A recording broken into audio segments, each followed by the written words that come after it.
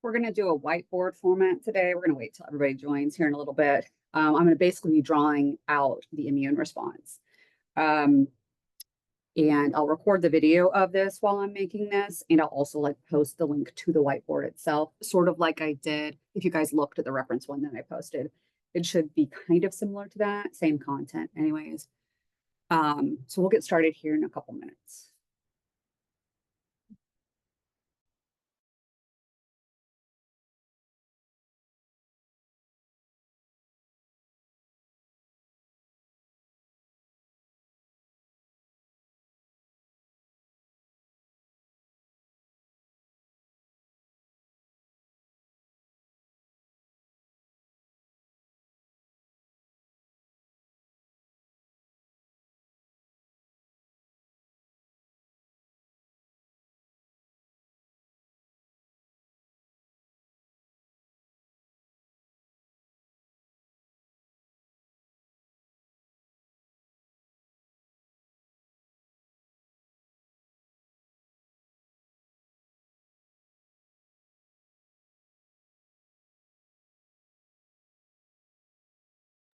If you guys want to play around with it, you can play with it for now. We'll get started in a little bit so you can see how it works. Play with the tools, see how it works.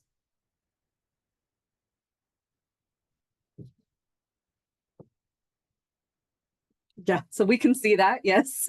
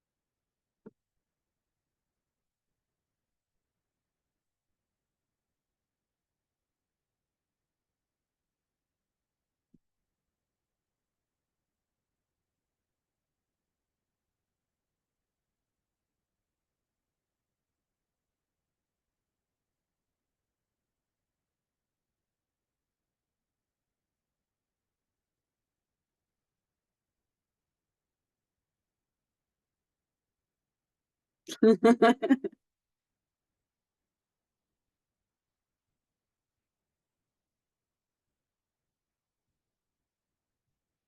right.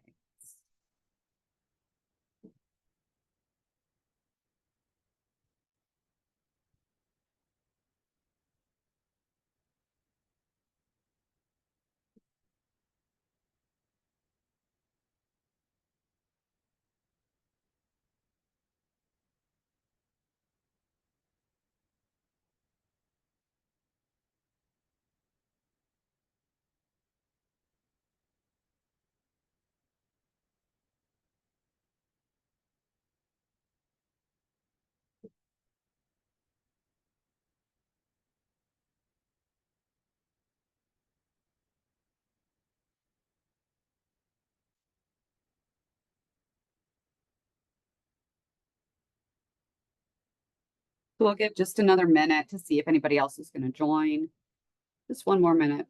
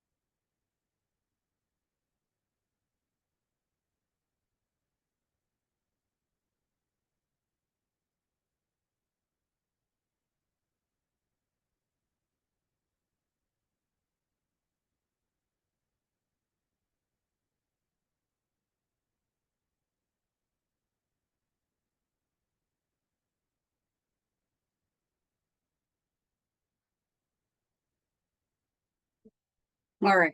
So we're going to get going here now with our immune stuff. So if you guys are ready, I'm going to be this person. I'm going to, let's see if I can add a page. I'll let you guys keep your little drawing. We will add a page. So I'm adding a new page, and you guys might need to switch to the new page, FYI, in order to see that one. But if you want to keep your drawings, I'm going to keep them on that other page. So I'm looking on page 2 of the pages. So if you guys need help navigating that, that's where I am right now. We're going to start with, most of my stuff's going to be handwritten. It's just easier for me to do it that way than to switch back and forth so that we are clear on that. And if you guys have trouble reading my handwriting, then just let me know. And I will do what I need to update it. But we're going to start with our immune response. And so in the immune response,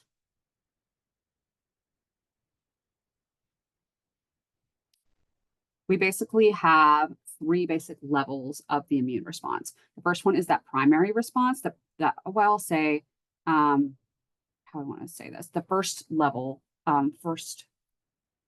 me erase that.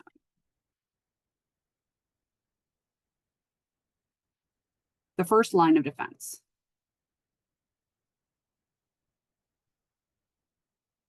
So this should be easy stuff. This will be things like physical and chemical barriers.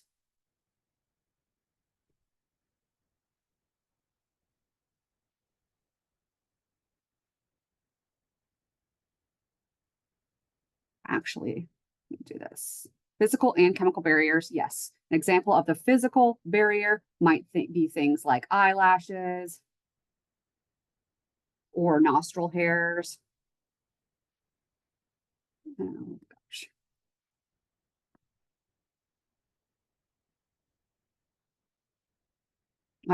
Chemical defenses would be things like lysozyme, which remember is an enzyme that is found in our tears and in our sweat and in our lysosomes that breaks down peptidoglycan.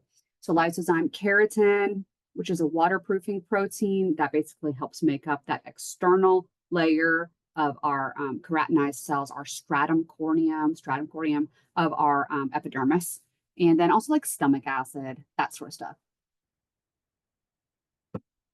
Right. So that's our first line of defense stuff. This is not our exhaustive list, but it gives us reference for what is going on. Then we have in the immune response, the second line of defense.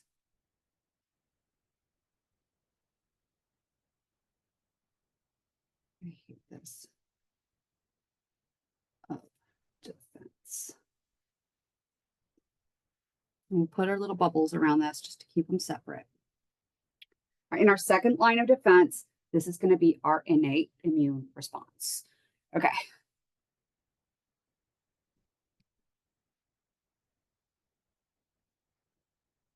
That is really loud.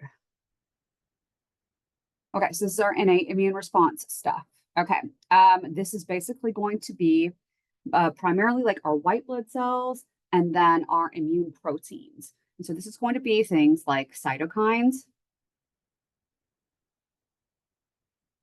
which are signal molecules sent by our cells that help communicate our immune response.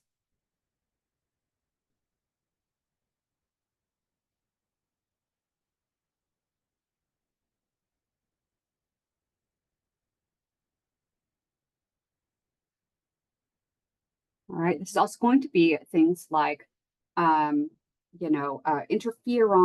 would fall into this category. Interleukin falls into this category. Even other things that we talked about in class. But we definitely need to know about interferon. So something that falls into that category would be like interferon. And interferon is one of the cytokines that signals that a cell is infected inside. So it's like a signal to prepare, to warn of imminent viral infection.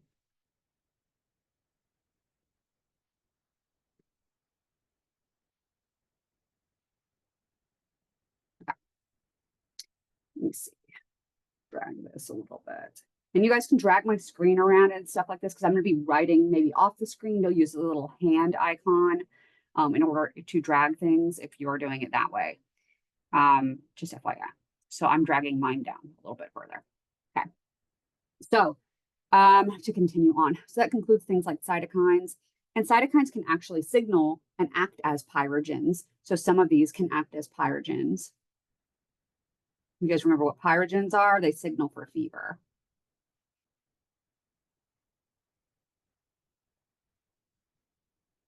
If it's coming from our own cells, pyrogens, we call them endogenous.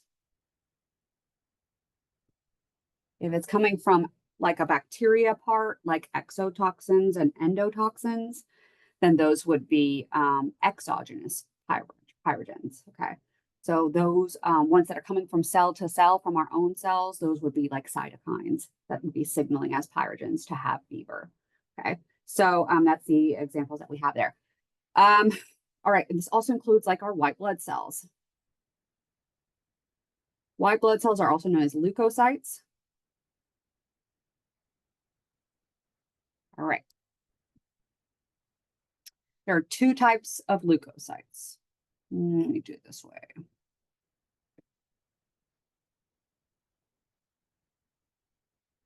You guys know what's coming, right? So we're going to drag this down a little bit further if you're paying attention. All right, so there's two types of leukocytes.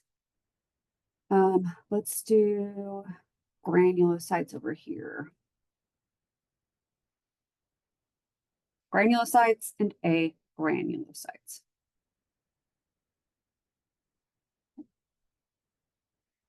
All right, so our granulocytes, they literally look like they have granules or grain-like structures in the cells whenever they're stained. And then the agranulocytes lack that. When we look at them in the stains. All right, the granulocytes, there are two major groups. The first one is the fills. This includes the neutrophils, the eosinophils, and the basophils. All right. The neutrophils are probably the most important of all of them. They have a major function, generally speaking, compared to the other two, which are a little bit more minor function. Eosinophils are usually associated with parasitic infections. Basophils, they're very important in the inflammatory response, but they're a lot more complicated in how they're regulated.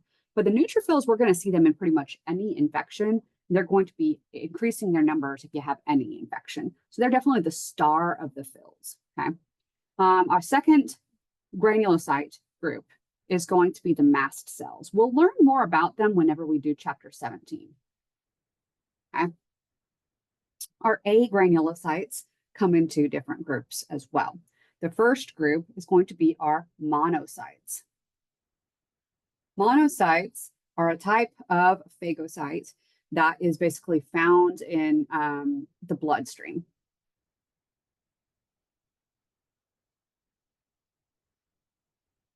Once the monocytes move into tissue,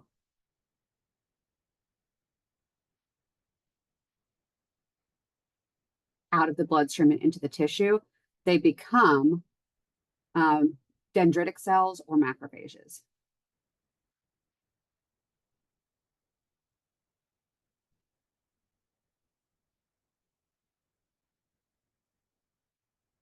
Also phagocytic. It's just that these ones are in the tissue and not in the blood. So that's a difference there. Then our second group of our agranulocytes are going to be our lymphocytes.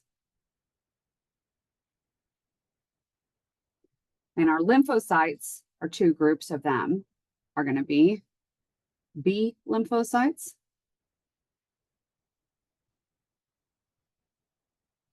and then our second group is going to be T lymphocytes.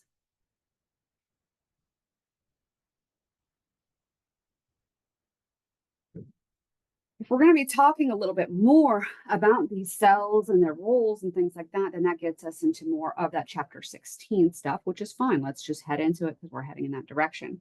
And we have to know that our B lymphocytes, their major job as the effector job,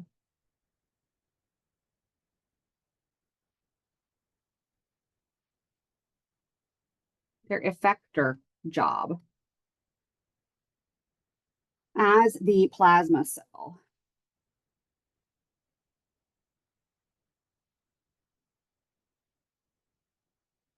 they will make antibody.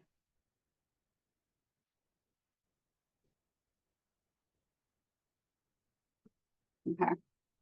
Whereas the T cells, I'm going to zoom in so I can keep this all kind of in the same plane. Dragging it over. Okay. So the T cells, basically, there are a few different types. The T helpers, which have CD4 on their surface. I'll actually circle that. And the cytotoxic T cells, which have CD8.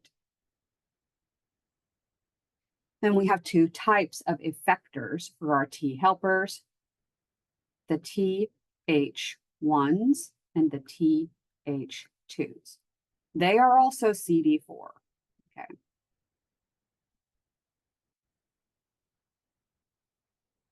Actually, put the circles on that. All right.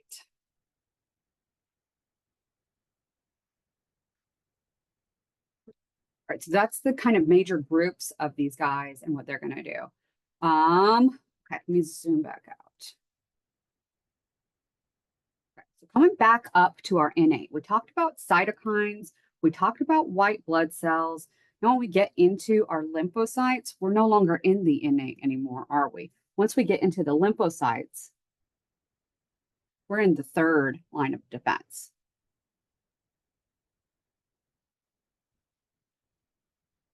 Oh no, that's not a pen.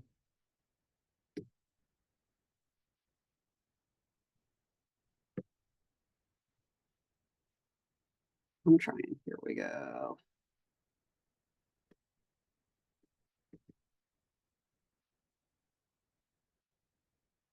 Now, the most beautiful way to break it off, but you get the idea.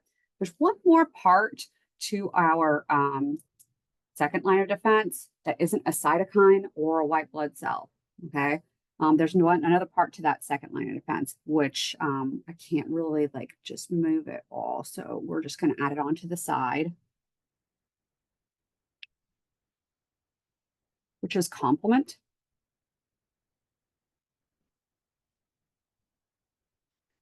Again, that's part of the second. This is really hard for me to navigate. Let me zoom out just a little bit more. There we go.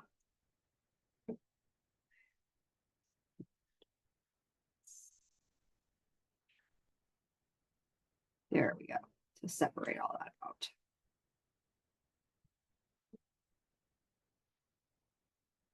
It keeps switching from my pen to my mouse. I'm trying to segment this. Okay. All right, so complements. It's hot in here. Hold on. Unplug my space heater. Okay. All right, so with complements, the idea with complements here is that this is a set of proteins that are just in your blood. So these are proteins that are basically signaled in one of three ways. And it's almost like I said, it's a cascade effect. So if you light one bomb, it causes a group of other bombs to go off. And how do you initiate the complement cascade? Initiation is in one of three ways. One is by antibody. If you initiate by antibody, that's the classical. If you initiate by lectin binding to mannose,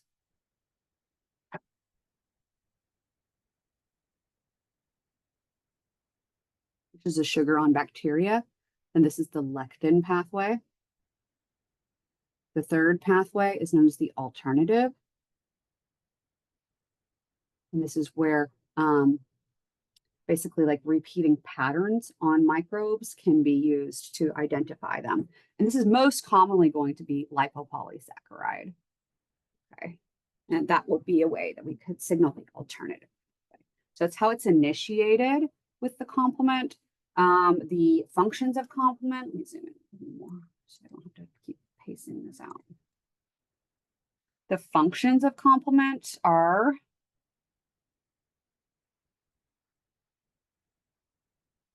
that we can lead to opsonization, which is that molecular handle that is something we can grab onto. The second one would be starting inflammation. And then the third one is going to be that membrane attack complex. Membrane attack node.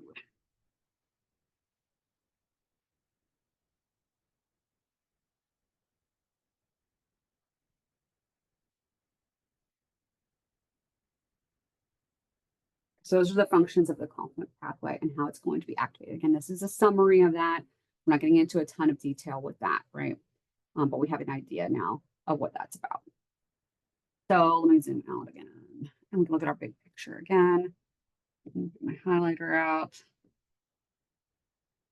Let's do gray, that's fine. It's not exciting. We don't need anything exciting. So again, that first line of defense is up here in the upper left. The second line of defense is here in the middle. And then the third is kind of down here on the lower right. So we have that kind of spelled out for us and we're setting that up. Now, we're going to get into the actual activation and the activity in that third line of defense. I feel like that's what most of us are here for, right? We're here for the MHC. We're here for the antibody. We're here for that sort of stuff, right? We understand that cytokines cause signaling. We understand what chemotaxis is. We see the signals and we follow them to the site, right? So we understand about chemotaxis. We understand that our white blood cells move out of our vessels through that process called diapedesis. We understand that when the cells come out of the blood vessels and into the tissue, that it comes with the fluids and the other signaling molecules and the stuff like that, that is basically like determining the inflammatory cycle, the healing molecules, the clotting factors, and all that stuff that's going to be involved in repairing stuff in response to that inflammation. So that stuff, we talked about it in class. We did the lecture on it. We have a framework for that stuff in the background, but we probably really want to get to reviewing how our adaptive response works, how our acquired immunity works. And that's going to be our MHC with our antigen and whether we're activating T cells or B cells or cytotoxic T cells and all of that. All right, so does anybody want me to go over the background stuff before we move on? Does anybody want me to cover more of the innate side of the stuff before we move on? Does anybody need me to cover phagocytosis or anything like that? All right. So I'm going to scroll down to where we have our third line of defense going, and I'm going to move back in so we can write a little bit smaller here. All right, so we've got our B cells and our T cells, and we've got our little gist, our little mini outline of B cells become plasma cells to make antibody, and that T cells, you either have T helper or cytotoxic T cells, and that T helpers can be Th1 or Th2. So we always have that. We can come back to it if we need it. It is there, okay? So I'm going to keep going underneath this. Now, in the rest of this, I'm going to tell it from the perspective of our response. And I'm not just going to cover, actually, let me zoom in. I'm not just going to cover just the third line of defense. We're going to go through a whole immune response so that we can see the role of the innate in regards to the role of the third line of defense. So let's keep that there and go right below it. Yes, we'll go below it. Okay. Drag this a little bit more. Okay. Sorry, I'm just trying to get oriented here. Okay. So first things first, we have a bacteria that gets into our cell. Here's our bacteria. Who knows? Maybe it's Salmonella. I don't know. So we got an outside invader. It's a bacteria. Who cares? I mean, we care, right? It's microbiology. Of course we care. So we've got our outside bacteria. And the important thing is that it is outside. Okay. Right now it's outside. What do I mean by outside? Do not mean outside the body. I mean outside of the cells. It's not inside of a cell, but is it in your tissue? Yes. So it maybe got inside of your lung, but it hasn't moved inside of the cells of your lung yet. So it's still inside the body, but outside of the cells. Okay. So what happens here? So first things first, the bacteria comes in and maybe it starts growing and it's making basically toxic products that's basically causing damage to nearby tissue. We've got cells in the area, and I don't know, let's draw them in gray. Cells in the area that are getting attacked and damaged from whatever's going on with this bacteria, or the bacteria is eating them, or the bacteria is making toxins literally, or whatever. And these cells are getting damaged and they're calling out for help. This help call, quote unquote, it means that these cells are making some sort of signaling molecule called a cytokine. The cytokine basically can move into the bloodstream. Here is our bloodstream.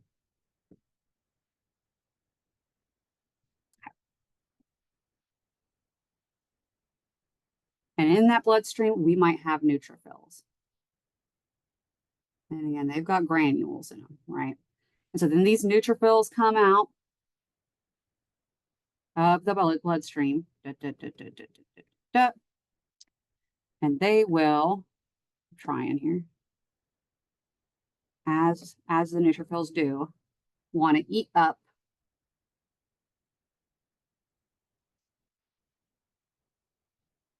the bacteria through that phagocytosis process.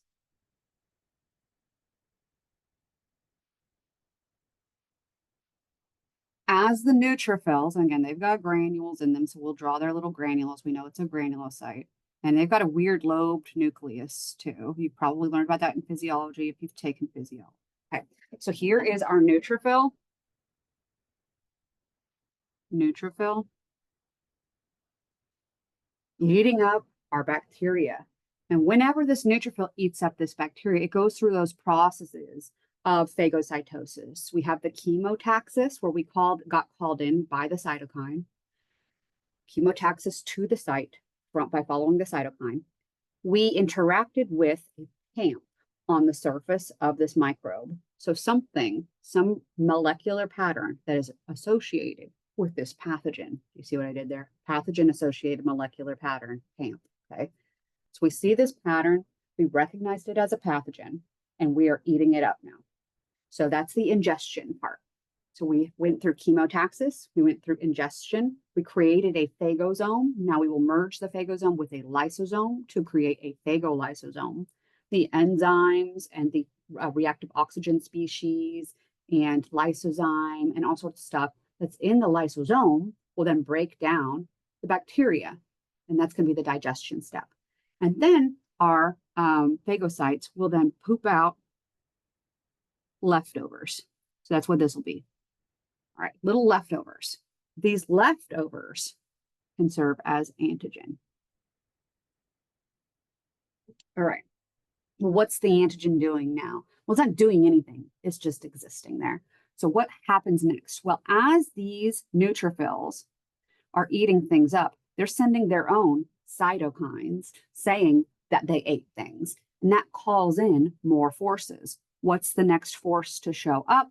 It's going to be a macrophage. So we'll put the macrophage like this. He's an M phage, like this. Okay, so there's our macrophage. Now the macrophage is going to eat up that antigen. All right, so we're gonna zoom in kind of on that. Zoom, you don't have to zoom in. I'm just going to redraw it because I need more space because I did not space this out very well. Erase this. We'll erase the bloodstream. Okay, yeah, that's fine. That's fine.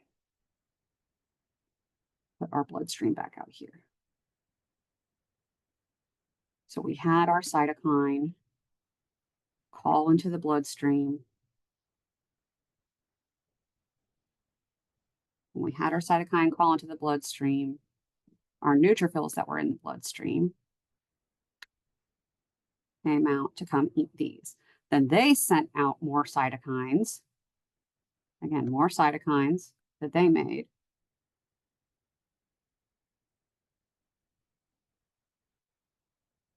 That then called macrophage monocytes that were in the bloodstream, then moved into the tissue to become a macrophage. Remember, when you're in the blood, you're a monocyte. When you're in the tissue, you're going to be a macrophage.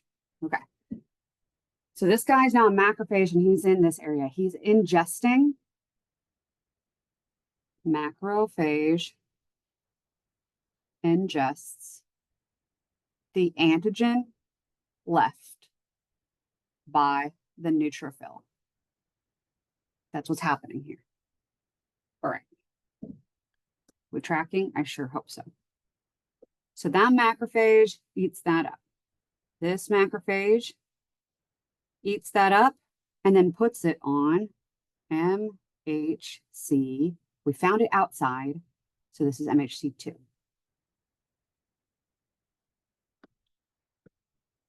So here's the antigen. What is going to see the antigen? Let me zoom in a little bit so I can draw this better.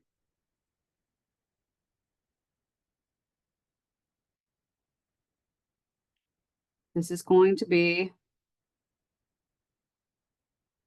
T helper. How do I know that this is the T helper and not the cytotoxic T cell? Because this is MHC2. And so MHC2 is recognized by a specific molecule, and that is CD4. CD4 is the literal molecule that recognizes MHC2. And CD4 is found on T helper cells. Okay, right now, this guy is naive. He's just a general T helper CD4. He's not a TH1. He's not a TH2. He's not. He's just a T helper. All right. If we see our first checkbox, this is whenever our T cell receptor sees that specific antigen. It's our first checkbox. Our second checkbox is whenever CD4 sees MHC2.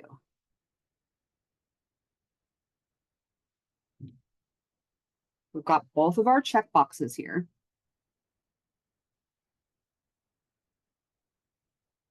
Okay.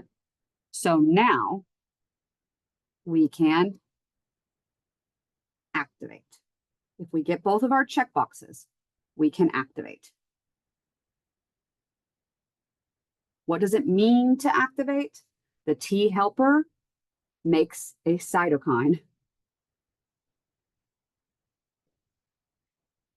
Here's our cytokine. Okay. And then that signals the same T helper to activate. It sends its own signal to itself. Okay. And that's what's really going on with the activation. What happens whenever we activate next? Okay, so we've activated that T helper. He will then make a whole bunch of T helpers. Here's a T helper. Here's a T helper. Here's a T helper. And here's a T helper. Just a bunch of T helpers, non-specific at first. Okay, this step, we call it proliferation. We always proliferate first. Then, and I'm scrolling down now if you're following me, then each of these differentiates into something. All right, so this would be like a TH memory cell. This is a TH regulator cell. This would become a TH1, and then this would become a TH2. All right. Again, the important effector T helper cells, the ones that are doing jobs right now in this infection, the ones that are important for fighting this infection, Th2 and Th1, these are our effector cells.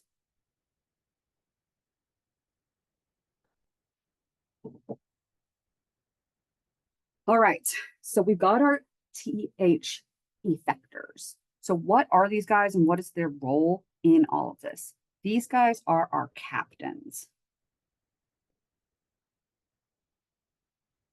No other kind of cell, no other lymphocyte, not B cells and not cytotoxic T cells. They cannot do their job without the signals from the captains telling them that they can do their job. So what does that mean in the context of this type of infection or another type of infection? So remember, we had hanging out in our tissue all of these outside bacteria. So now I'm over to the left a little bit. If you're following me, I'm back over to the left, right below our bloodstream. Okay. Here's some more bacteria that got into the body. Well, sometimes when we have stuff in the tissue, these bacteria hopefully don't get back in the bloodstream. They do, then that's a problem. Remember, we're regulating blood flow out and into areas. We want blood to come into the area, but our veins going out, we restrict that flow going back out. So this was our red bloodstream up here, but our veins going out, we've restricted the blood flow out. So super tiny. So these bacteria can't get out from that, okay? But what they can get out in, okay, we will put in green, put our highlighter in green, and we'll make it nice and thick here, is they can get out through the lymph. So we'll say this is the lymph. I'm trying.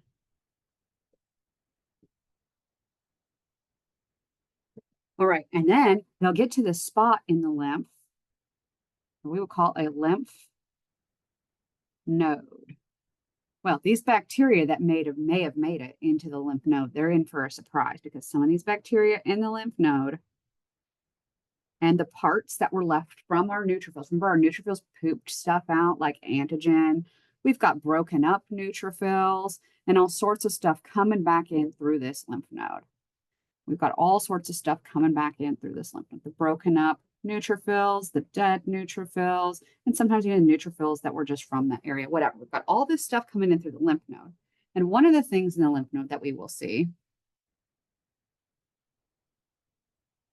is a B cell.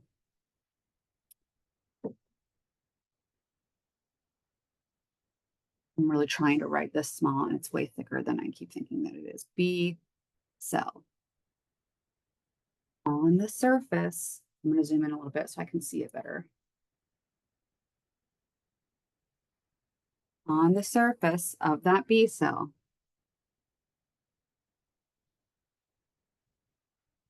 is the B cell receptor,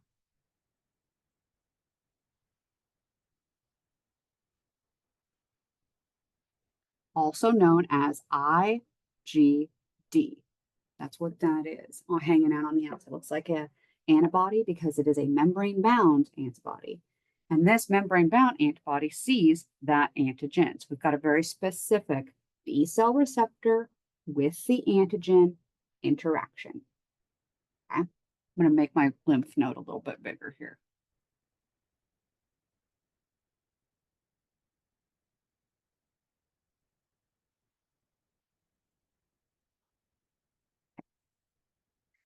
Well, whenever that B cell sees that antigen, I'm going to move it a little bit closer in.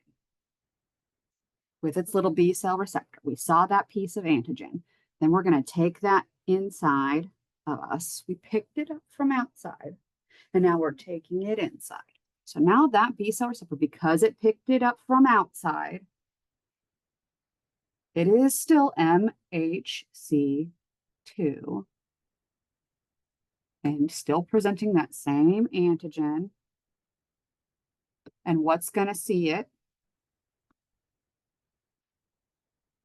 is the T cell receptor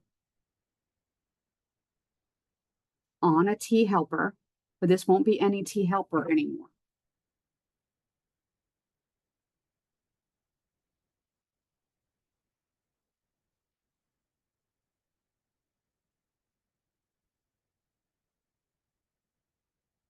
Okay, this is the Th2 that we activated earlier. This is a Th2. So once again, otherwise, this is a similar interaction. It's an antigen presenting cell. Remember, our antigen presenting cells can be monocytes, macrophages, dendritic cells, or B cells. This is how the B cell acts as an antigen presenting cell. So if we didn't activate the T helper cell yet, we could activate it here, but we already activated it from our macrophage from the same infection. This is still CD4. And now here, what we will be activating with our thing, this T helper cell can now activate that B cell. And in the lymph node, that B cell will multiply out to make B cells in the lymph node. We get multiple B cells. Where's my pen? There it is. B, B, B, where this B cell becomes a B memory. This B cell becomes a B regulator.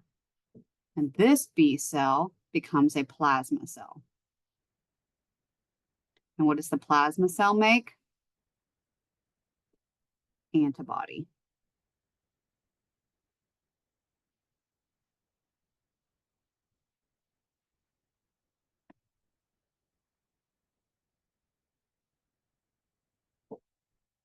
Okay.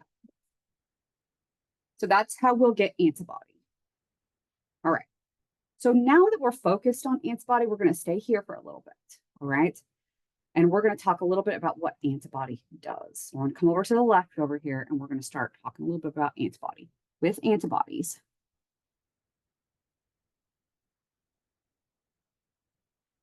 the first type of antibody that we make is called IgM. It's always the first one.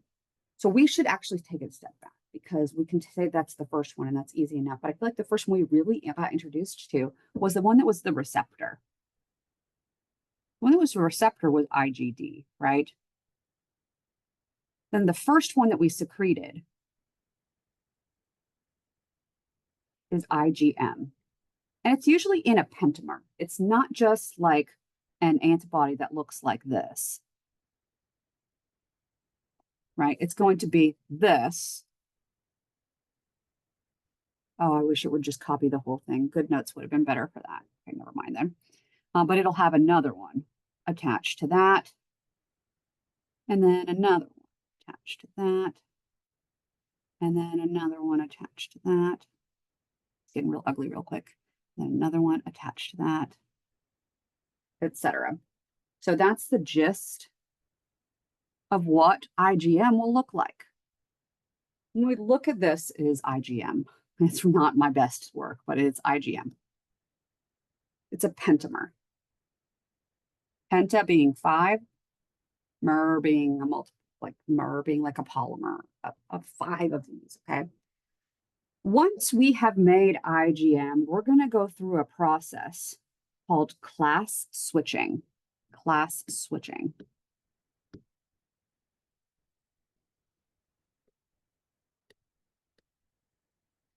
Where the, progeny B cells, the B cells that we're making after this first activated plasma cell, that are new plasma cells afterwards, will make different kinds of antibodies. So how do we class switch? Why do we class switch from IgM to a different kind of antibody? Because we're receiving certain cytokines telling us to make whatever next, okay? But the types that you could switch into, you could be either IgG, IgE, or IgA. IgG is definitely like our workhorse. IgG is found in the blood and the tissues, and it is the one that we make the most. It's definitely our hardest worker. He's the workhorse. Okay, he's in the blood and the tissues, and he's our workhorse. Okay, IgE is usually associated with allergies or parasites.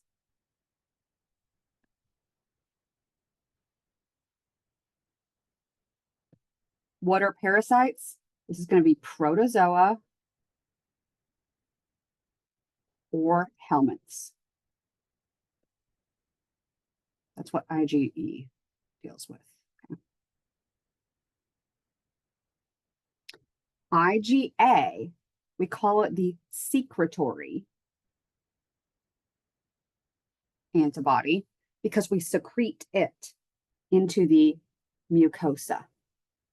So this will be like what we find in our lungs or in our nasal cavities or in your gut or in the vaginal tissues. Anything that would be mucosa, we would find IgA there. And so it acts better in those sort of moist environments compared to IgG. Okay, so that's what our different antibody classes are. So we've hit all 5 antibodies. So those are our 5 antibody classes. But what does antibody do? So we're going to scroll down a little bit more and make a different table. Nope. Go.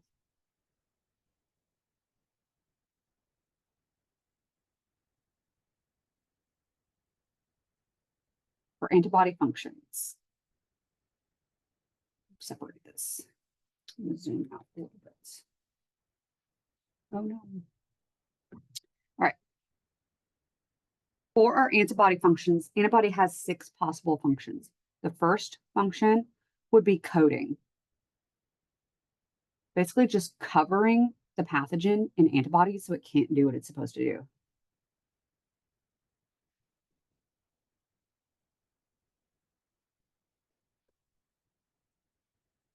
So it's basically blocking them general.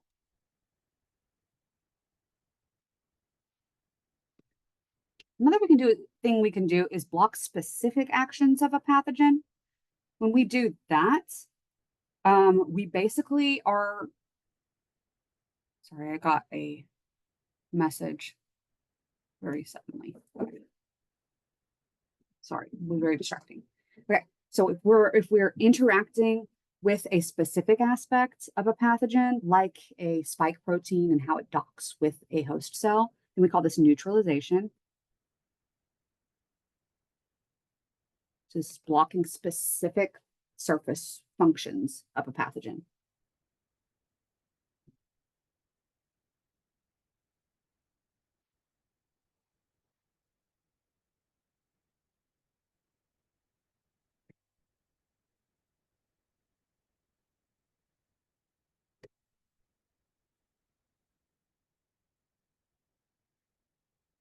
Like the spike proteins on viruses.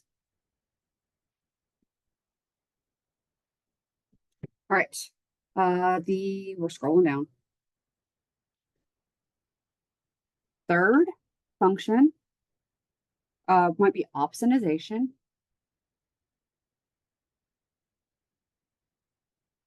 In opsonization, we'll underline these, keep a track. In opsonization, the antibody binds to something on the surface, bind surface. But here we're not doing it to block anything. Here we're doing it to act as a molecular handle. It has the same function opsonization does here as it did with our complement, whenever complement bound to the surfaces of things. So here, antibodies binding to the surface. We bind to the surface to act as a molecular handle for our phagocytes.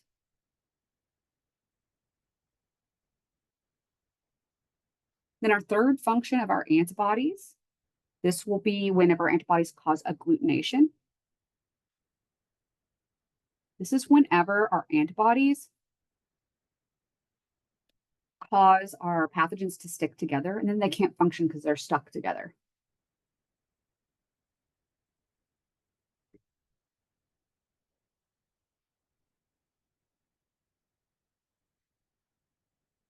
Oh, that was a 4. That threw me off. Our fifth function of our antibody, hope we're following still. Our fifth function of our antibody is to activate the complement pathway. So this is activating the classical pathway of our complement cascade.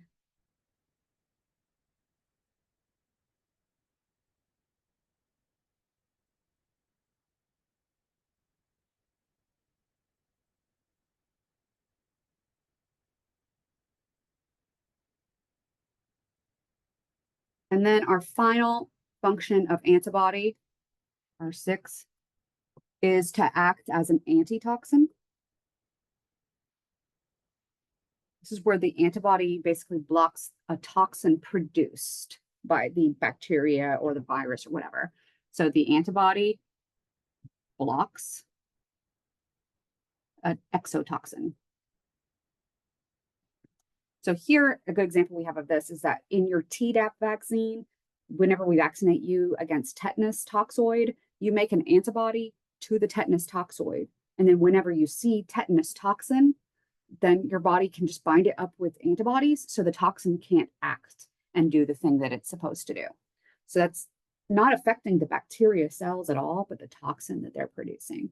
So these are our 6. That 6 is just really the worst 6 that I've ever drawn. These are the 6 functions of antibody that we could possibly have. And so we basically covered our antibody, what it does. We covered that our B cells are the ones making it. And we talked about how the B cell was activated to make that. But what happens if we're having an infection inside of a cell, but not like bacteria that exist outside of the cell? Then we want to be able to stop that infection from spreading from cell to cell by attacking inside stuff. So I'm glad you asked. We're going to talk about that next.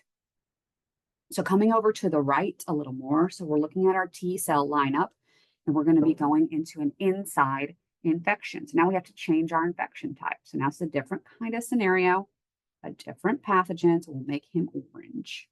Okay. Do I want to make him orange? Yeah, I think I'm going to make him orange. So in this case, we have a virus.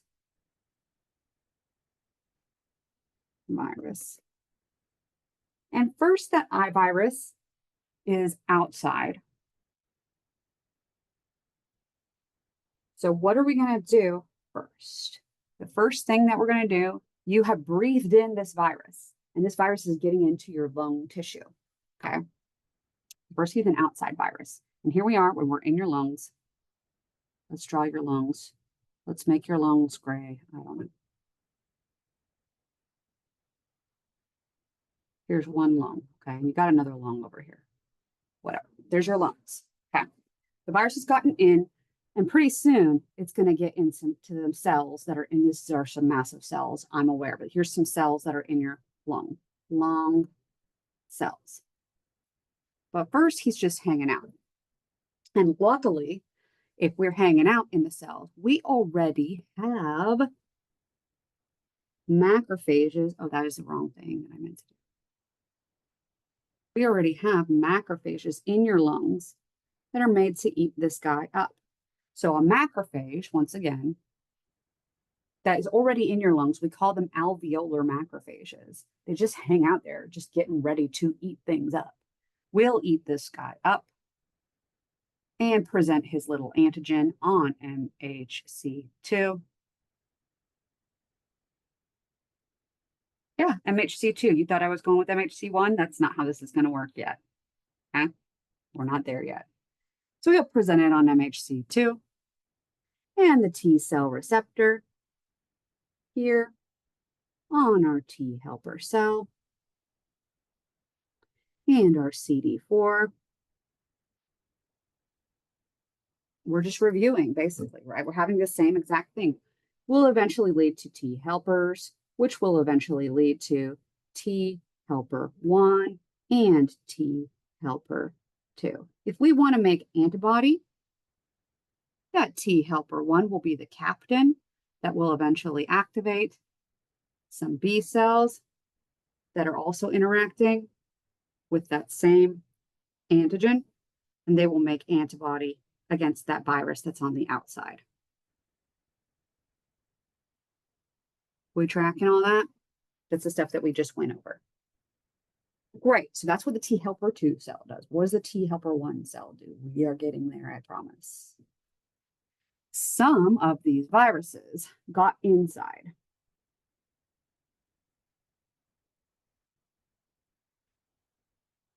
When these cells got infected inside, so we didn't stop all of them at first. It takes a while to make antibody in order to stop the outside stuff. And some of our macrophages didn't eat up these guys first. Some viruses got inside. It happens. So whenever they get inside, these lung cells will put this out on MH. Actually, let's take it on the other lung because I need some more space. We're going to do it on the other lung. I need space. We're going over to the other lung, guys. So this virus also got in the other lung. Inside, inside, inside. Any of these guys that have this inside situation going on can do this part. Okay? But we're going to draw it over here because we have more space. We're going to say help. We're going to call for help by flagging out our antigen from our virus on MHC1. Here's our part of our virus that we picked up. And so what sees MHC1? What color do I want to go with here? Let's do this pink. With our T cell receptor, we will see the antigen. Again, it's a T cell receptor. It's still a T cell receptor. And it is very specific, antigen specific recognition by the T cell receptor. Remember, that's one of our check marks that we have to have for our T cells. We've got one. Our second is going to be recognize it with our accessory molecule, our CD. But this time, if it's MHC1, it's not CD4, it is CD8. So by recognizing MHC1 with CD8, we're checking our second box. CD8 sees MHC1. That's our second box. Number 2.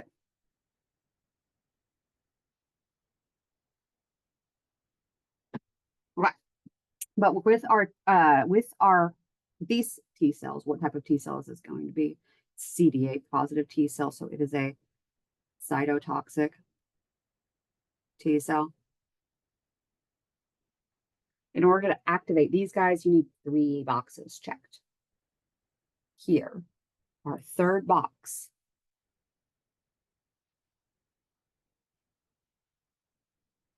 is going to be that TH1. TH1 captain signals that cytotoxic T cell to give it activation. Now we've got our 3 check marks.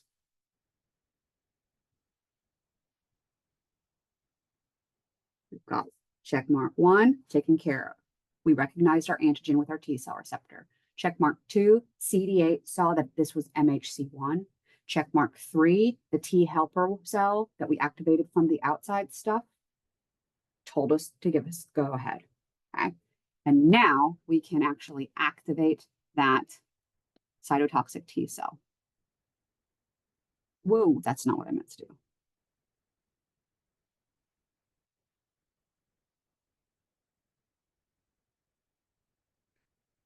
Okay. Once this guy activates, then he can make perforins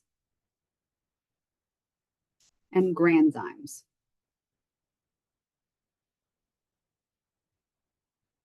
Gotta drag it a little bit to see it.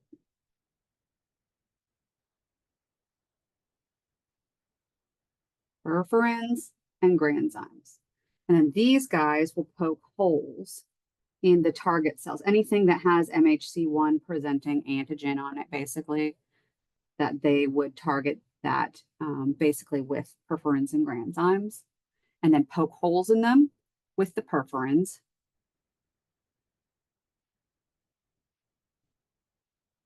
And the granzymes degrade the contents of the cell. Degrade infected cell insides. And that will kill the cell. Okay, which is why we need so many checkpoints and stuff like this. So that is the gist of how our immune response works. Now, anytime we activate a T cell or a B cell, regardless of what type of T cell it is, anytime we activate any of our lymphocytes, they create a memory cell version. So we'll have memory T helper cells, memory B cells, and memory cytotoxic cells, so that the next time we see that pathogen, we don't have to go through that process of proliferating and differentiating and all of that stuff. We can just activate them right away. The problem is that our B memory cells can just crank out antibody. We already went through class switching, so we can crank out IgG right away from our memory cells, from our memory plasma cells, right? Our B cells that remember. But our cytotoxic T cells, they are the cells doing the work. So we only have a few memory cells of our cytotoxic T cells. And they're the cells that are actually going to have to go out and do the work. So they will have to multiply again. They just won't need to go through all of this checkpoint with the T helper cell the next time. So it does take a couple of days for our cytotoxic T cell memory to kick in. So that's why we need the antibody response to prevent the infection in the first place. But in the event that the infection made it past the antibody, it's going to take a couple of days for the cytotoxic T cell response to kick in. Some infections rely on that more than they do the antibody. So it just depends on the type of infection and that sort of stuff. That's why we really need for our vaccines to initiate a really strong IgG response to be protective that way, so that we can just avoid the infection altogether. Some natural infections do not trigger a very strong IgG response. So that's what vaccine really targets for, is that sort of stuff. Now, I've gone through basically all that I can with the basics on this stuff. What questions do you guys have for me, or what would you like me to go through again, or are we good?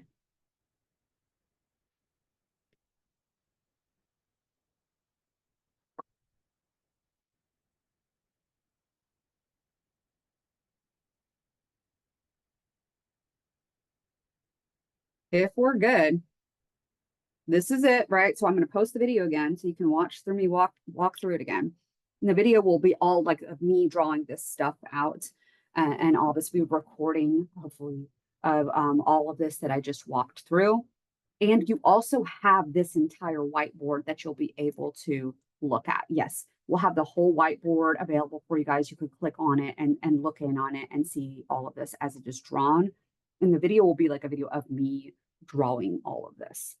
And so hopefully we'll have all of that involved in it.